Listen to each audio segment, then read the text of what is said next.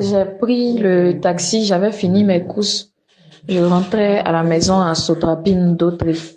Et puis j'ai pris le taxi au niveau de la zone, sur le côté où il y a l'agence SGBCI là, pour pouvoir rentrer à Sotrapine. Et là, tout ce que j'ai remarqué sur le taxi, c'était écrit taxi climatisé. Le chauffeur avait une bonne prestance, il était bien habillé en tout cas, donc ça m'a rassurée. Je suis montée sans vraiment regarder la plaque, j'ai même pas regardé même la plaque du véhicule, la marque du véhicule, rien. Bon, de toute façon, il n'y J'étais en a pas pressée, après, voilà. donc, voilà. J'étais pressée, donc je suis partie et un peu plus devant, il y a une autre station avant de trouver les CIMAF et consorts là. Oui. Il y a une autre station là. On a tourné à gauche. Il m'a demandé au préalable. Il m'a demandé au préalable s'il pouvait tourner parce qu'il soupçonne un embouteillage devant. Mais on n'avait pas encore vu la queue ici. Donc j'ai dit, bon, ok, du moment où on arrive vite, je sais aussi qu'il y a des travaux sur le tronçon, donc ça peut créer effectivement des embouteillages. Donc on a contourné. Et c'est au moment où on était en train de contourner, j'étais sur le téléphone et quelqu'un a mis la main par derrière avec une sorte de lotus ou chiffon ou quoi, avec un produit certainement, non, pour m'asphyxier. Voilà. Et j'ai essayé de me débattre pendant quelques minutes, mais je n'y arrivais pas. Et je me suis réveillée des heures plus tard, nue, dans un camion. Un camion, je ne maîtrise pas trop les types de voitures, mais c'est sous forme de benne avec les bâches en haut, les trucs en sec comme ça. Et c'est dedans qu'on était, avec quatre autres filles. Il y a une qui était encore endormie. Non, il y a une qui était encore endormie. Moi, j'étais en train de me réveiller. Et puis, les trois autres, elles étaient déjà réveillées. Donc, certainement que moi, je suis venue après les trois autres. Et puis, la dernière, elle est venue. Mais moi, j'étais en train de me réveiller. Et j'ai constaté les pieds bandés. C'est ça, les pieds attachés. Attachés, voilà, attachés. Et puis, les mains aussi attachées. Et avec la bouche. Mais ils nous ont laissé les yeux dans la voiture. Dans le camion. Oui, dans le camion. Et au bout d'un moment, on a fait une distance et on a pris, c'est comme si on est sorti de la route et on est allé, on a garé quelque part. Ils nous ont bandé les yeux, ils ont enlevé le bandage qu'il y avait au niveau de la bouche pour nous mettre au niveau des yeux. En ce moment-là, tu n'as pas reconnu un peu l'endroit où vous étiez? Non, non, on était encore dans le camion. C'est dans le camion que le monsieur est monté pour nous bander. Non, on n'a pas vu dehors. Et il nous a rassurés, il nous a dit de rester tranquille. Si toutefois on restait tranquille, il n'allait pas nous faire de mal. Donc, il nous a bandé les yeux et on est descendu. On est descendu vu qu'on était nu-pieds. Donc, j'ai senti que je marchais sur des branches et puis des herbes. Et arrivé un moment, on est rentré dans une maison. Et dans la maison. Après plusieurs heures. Pas tellement, on n'a pas trop duré. On n'a pas trop duré. Et de mon réveil, hein, parce que à mon réveil, je savais pas où on était. Je savais pas aussi combien de temps j'avais fait dans le sommeil, je savais rien. Donc, étant, on est descendu du camion et les yeux bandés, on est rentré dans une maison. C'est dans la maison que on nous a ouvert les yeux. Il y avait une dame, une maman, peut-être de la cinquantaine après. C'est pas une vieille, mais c'est une maman. Elle était un peu âgée. Elle avait les cheveux courts. Elle n'était pas noire. Elle était un peu bronzée. Un peu comme, elle était un peu bronzée. Okay. Donc, non, non, non, non, non. Elle n'était même pas claire comme moi. Elle est un peu bronzée. Okay. C'est elle qui nous a épilés. Elle a fait notre toilette en présence des gens armés là, qui étaient là. Ils étaient habillés comment? Ils étaient habillés en militaire. En tenue militaire? Oui, en tenue militaire. Okay. Maintenant, là, ils n'avaient pas mis de cagoule. Okay. Non, c'était un cache-nez. Le monsieur qui était là, c'était un cache-nez d'abord. Ceux qui étaient en cagoule, là, c'était devant. Le nombre de personnes? Ici, là, ils étaient deux. Okay. Il y avait un dans le véhicule et puis un à côté de la dame. Pour la dame, il y avait un seul. Il n'avait pas de cagoule. Il avait un cache-nez noir. C'est tout. Et la dame nous a fait les toilettes. Et c'est lui, quand la dame a fini les toilettes, il a pris la tondeuse pour nous couper les cheveux. Et il a fini la donnant à la dame. Il dit, voilà les restes. Donc, je ne sais pas ce que la dame a fait des cheveux, des poils, mais il lui a donné. Et lui, par contre, il avait un accent anglophone. Ok. Il avait un accent. La dame parlait comme nous. Elle était peut-être ivoirienne ou née en Côte d'Ivoire, mais elle parlait comme nous. Elle n'avait pas d'accent.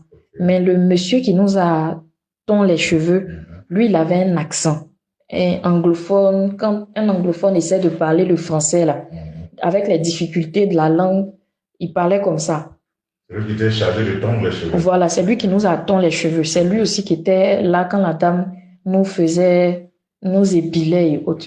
Et quand on a fini, ils nous ont rattachés encore, fermé les yeux. Ils nous ont ligoté à nouveau. Oui, ils nous ont ligoté à nouveau et on est sorti avec les yeux fermés. On est reparti, mais cette fois-ci dans un autre véhicule. Ok. Dans un véhicule plus grand que celui que nous avons envoyé. Donc, on est monté et une fois monté, le monsieur est monté avec nous. Il nous a enlevé les yeux, les bandages des yeux pour mettre au niveau de la bouche. C'était toujours les mêmes bandages qu'on avait au niveau des yeux qui passaient à la bouche, de la bouche qui passait aux yeux. Mais dans le camion, on avait les yeux ouverts, mais la bouche fermée pour le voyage. Mais quand on arrivait quelque part, on avait plutôt les yeux fermés et la bouche ouverte. Et il nous demandait de ne pas crier, de ne pas faire de bruit. Donc, on est monté dans le camion et on a fait une longue distance au point où même on s'est endormi. Je me suis surprise même en train de dormir. Je me suis réveillée en sursaut. Les autres filles d'autres dormaient. On a fait vraiment un long chemin sur une route bitumée. On n'est pas passé sur l'autoroute ou même comme ce qu'on attrapait à Boaké quand on venait où on a eu des petites secousses. On n'a pas eu ce genre de secousses-là. C'était plat. Jusqu'à arriver à un niveau où on est sorti. On est sorti de route. On est rentré dans un endroit où ça faisait beaucoup. Voilà. Et voilà. Et on était en train de rentrer légèrement quand, oui, ils étaient en train de parler d'un autre colis qui arrivait, un truc comme ça. Donc, ils ont garé et il y a un autre véhicule qui est venu livrer. Je vais prendre le thème. Il y a un autre véhicule qui est venu donner les deux petites filles. Oui, qui est venu livrer encore. Voilà, d'autres colis, comme il disait. Voilà. Deux petites filles. Oui. Deux petites filles claires aussi comme nous. Mais une avait l'âge de 4 ans, autour de 4 ans, 5 ans. Et puis l'autre avait autour de 6 ans, peut-être 7 ans maximum. Mais elles étaient à peu près non, les deux étaient filles. On était toutes filles. Wow. Mais elles étaient déjà coiffées aussi. Et puis déjà nues comme nous. On n'avait pas de vêtements ni de sandales, rien. Et on a repris la route. On est sorti du coin qui était bizarre là. On est sorti, on a repris la route encore. On a repris la route encore sur une longue distance encore. Et arrivé un moment, là, il y a l'une des petites qui, quand elle est montée même, elle a vu ce qui se passait avec les petites 4G de maintenant. Elle a un peu compris. Donc, elle avait commencé à pleurer et il y a une parmi nous qui était un peu plus âgée. Elle peut-être rentrée dans la quarantaine. C'est elle qui a essayé de consoler la petite. Elle a rampé avec ses fesses. Je sais pas si ça se dit. Elle poussait avec ses fesses comme ça. Et elle est partie puisqu'on était attachés.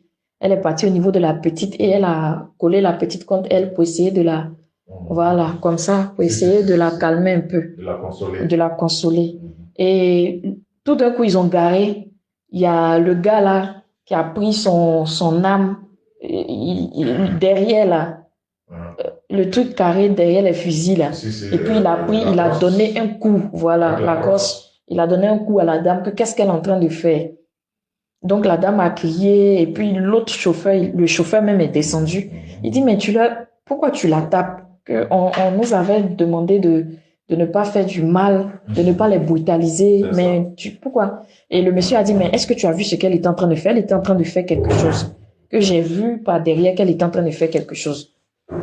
Donc, après, ils se sont mis à côté, mais ils se disputaient pendant un bon moment. Et ils sont remontés. On a fait un bout de chemin et on a garé. Il y a un autre véhicule qui est venu récupérer la dame qui était blessée, qui a reçu le coup là. Et ils ont fait descendre les deux fillettes pour monter avec la dame. Dans un autre véhicule maintenant. Oui, dans un autre véhicule que j'ai pas vu, mais on entendait les bruits Et quand ils ont fait descendre aussi, on a su que ils faisaient descendre. C'est ça. Donc, ils sont partis et nous, on a continué notre route.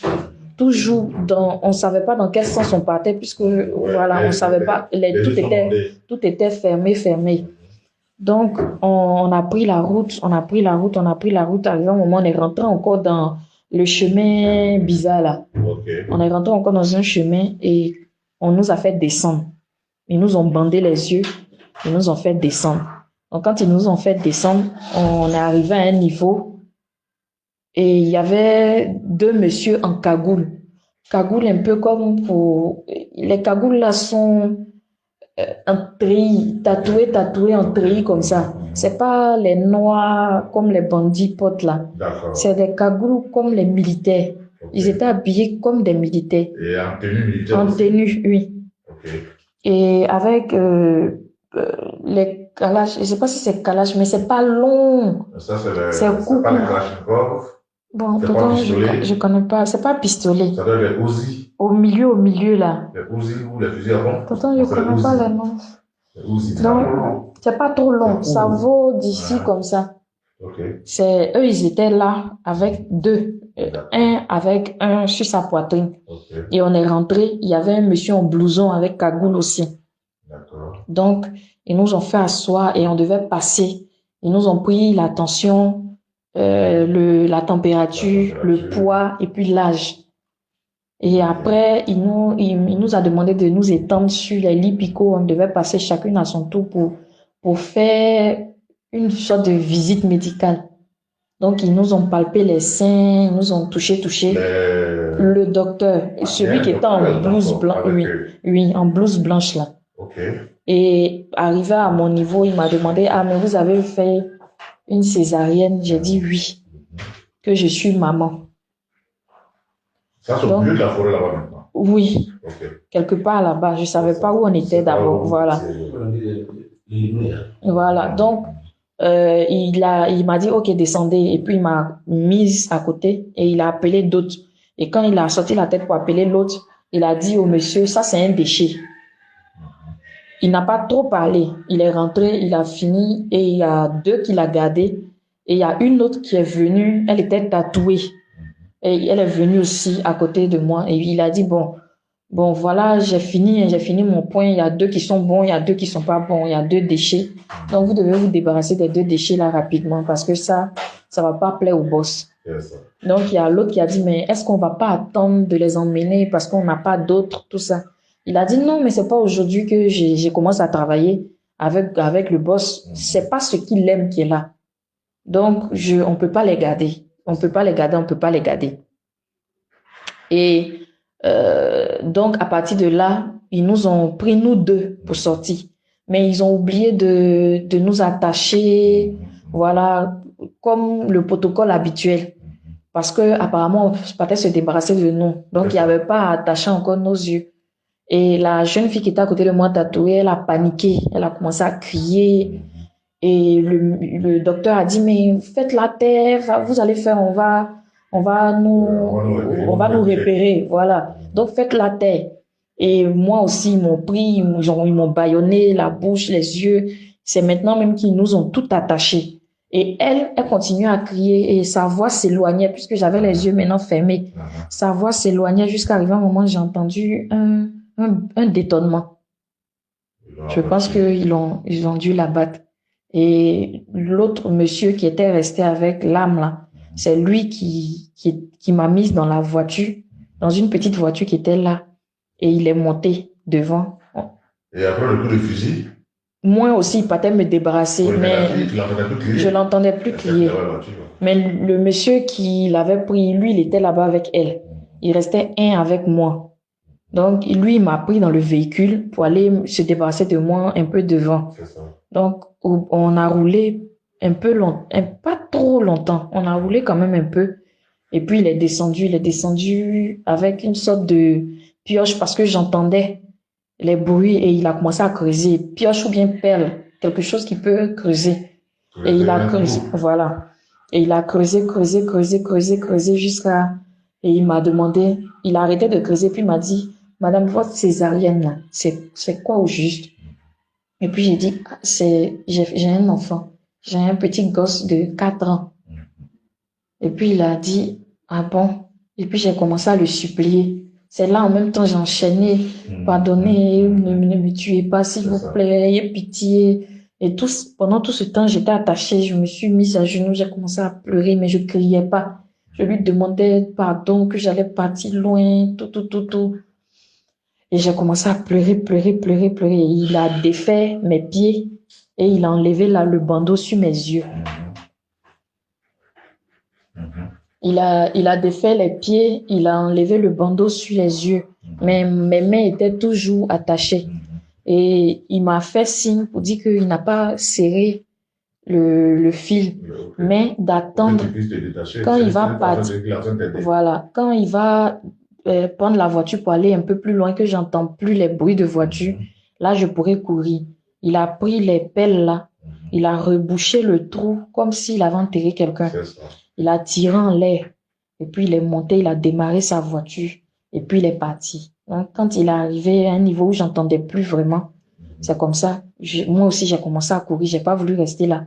J'ai commencé à courir, je suis rentrée dans la brousse, mais il faisait nuit, terriblement nuit, je savais pas où m'orienter. Donc je courais à l'aveuglette. Au bout d'un moment, la fatigue, puisque ça faisait 4 jours, j'avais pas mangé, j'étais vraiment fatiguée, épuisée, je me suis écoulée. Peut-être que s'ils étaient passés par là, ils m'auraient pris en même temps, mais je me suis écoulée. Et Dieu qui dort pas, j'ai dormi sous l'effet de la fatigue et arrivé un moment, j'ai sursauté, je me suis réveillée en sursaut au milieu de la forêt, mais il faisait jour, il y avait le brouillard, le jour se levait, il y a le brouillard là-bas. Donc le jour se levait, il y avait le brouillard, j'ai dit, oh Seigneur, il fait jour. Donc je me suis levée, j'ai commencé à marcher, je priais, je pleurais, je pleurais au fond de moi. Je priais et j'ai marché. Le soleil s'est levé, le soleil est descendu le soleil était en train de partir presque. Un peu comme quand le soleil devient orange, là. Quand ça descend et puis le coin devient... Oui, il faisait soir, vers 17h, 18h. C'est comme ça, il y a une dame qui était sur son vélo avec un monsieur, son mari peut-être. Et puis, je suis sortie sur la clairière, là, je les ai vus. Donc, je leur ai demandé de l'aide, mais ils m'ont pris pour une folle puisque j'étais nue. C'est ça. Mais ce monsieur qui a demandé à la dame, au moins, on peut la couvrir. Et la dame a pris son pagne, elle m'a fermée. J'étais découragée, je savais pas où m'orienter. Ils m'ont pas aussi dit s'il y a une ville tout près. Et je suis rentrée dans la clairière, là, pour ne pas être sur les pistes. J'ai commencé à marcher jusqu'à il faisait nuit. Et vraiment, j'étais à bout de souffle. Je pouvais plus avancer. Je suis tombée là. Et dit, advienne que pourra. Soit je meurs, soit quelqu'un me retrouve et puis on m'aide. Et c'est là que j'ai entendu pom pom pom, pom pom pom, comme s'il y a des camions qui passent. C'était pas trop loin, comme j'ai l'ouïe quand même développée. Je me suis levée, j'ai dit, j'ai trouvé de la force, je me suis levée, j'ai commencé à marcher. Effectivement, j'ai vu. Le monsieur et la dame sur le vélo, ils sont partis. Ils m'ont juste donné le pain pour me revêtir, ils sont partis. Ils m'ont rien dit, ils m'ont pris pour une folle carrément. Donc, au bout de la route, j'ai vu maintenant la route. Il y avait les camions qui passaient. J'ai vu même les camions maintenant passer. Mais j'étais un peu cachée dans les herbes hautes là. Et j'ai vu les lampadaires allumés avec 2 jeunes filles et puis un jeune à moto. Ils étaient en train de causer, puis je suis partie vers eux. Quand je suis arrivée aussi, ils ont pensé que j'étais folle. Je leur ai demandé de l'aide. Gendarmerie, police, ils disent d'expliquer. J'ai dit, mais je veux voir un gendarme. Il n'y a pas un gendarme ou une police quelque part. Et ils faisaient bizarre. Ils hésitaient. Donc, moi aussi, je voulais pas m'arrêter. J'ai commencé à prendre la route de la brousse encore. Et c'est là, il y a une jeune dame en cheveux courts. C'est elle qui m'a arrêtée. Et elle m'a dit, madame, pardonnez, revenez. Et je suis revenue vers elle. Ils étaient devant un hôtel, ça s'appelle Asena. On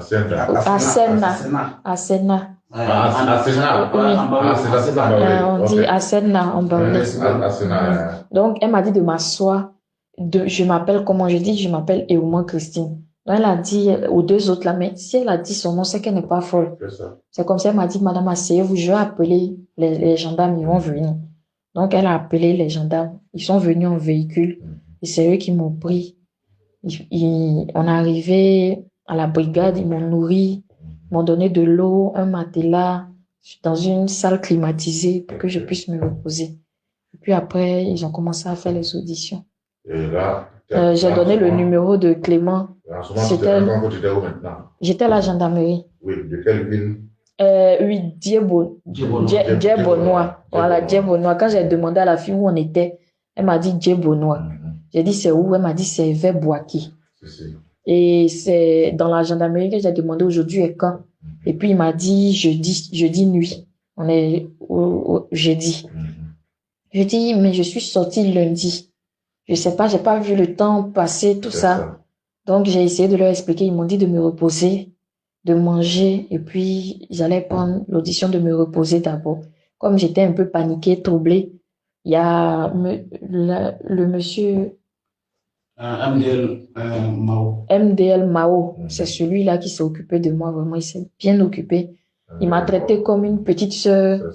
Il s'est occupé de moi, il m'a donné des habits, les tenues de militaires gendarmes, là, orange, comme ça, c'est ce que j'ai porté. Et puis, il allait acheter les quais pour me donner, j'ai porté les quais. Il a envoyé 2 draps de chez lui pour me couvrir, pour mettre sur le matelas. Et il est resté avec moi jusqu'autour de 2 heures. Il n'était pas de garde, donc il m'a dit il allait aller se reposer parce que demain, il devait monter pour remplacer ceux qui sont là. Et il est rentré et puis les autres se sont occupés de moi. Et donc, du lundi donc jusqu'à jeudi, les malfaiteurs là, ils ne vous donnaient pas à manger? Non, on prenait des fruits, ils nous donnaient des jus de fruits dans les pipettes et puis de l'eau. On n'a pas mangé. Ok. Donc c'est comme ça que quand tu as donné le numéro de Clément, il a donné le numéro de Clément et puis l'adjudant et le MDL Mao l'a appelé. Il y avait 2 numéros en tête, son numéro et puis le numéro de maman, mais comme elle a l'attention, elle a préféré. Oui, on n'a pas que. Je comprends. D'accord. Merci. MDL la matin était. Oui, au matin de ce vendredi-là. C'est ça, non? Aujourd'hui, vendredi. Ce matin-là, quand je me suis réveillée, avant que mes parents n'arrivent, il allait me faire à manger. Il a acheté du pain, du pain, café. Il m'a demandé si je voulais autre chose, si je voulais appeler un parent. Comme il venait pas, si je voulais peut-être appeler ma maman, ou si je veux naviguer. J'ai dit non, que ça va. Et il est resté, on était en train de regarder la télé ensemble. Et pendant ce temps, ton portable, tout ça là, ils ont. Oui, j'ai demandé à parler à Clément et puis Clément m'a dit qu'il était en route.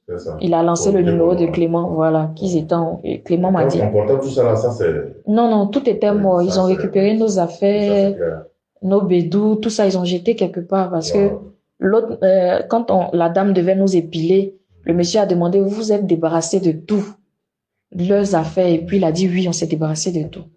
Donc il n'y avait rien qui pouvait les localiser vers nous. C'est ça. Donc c'est un peu ça. D'accord. Merci. D'accord, bien fait. Merci. D'accord, ma fille.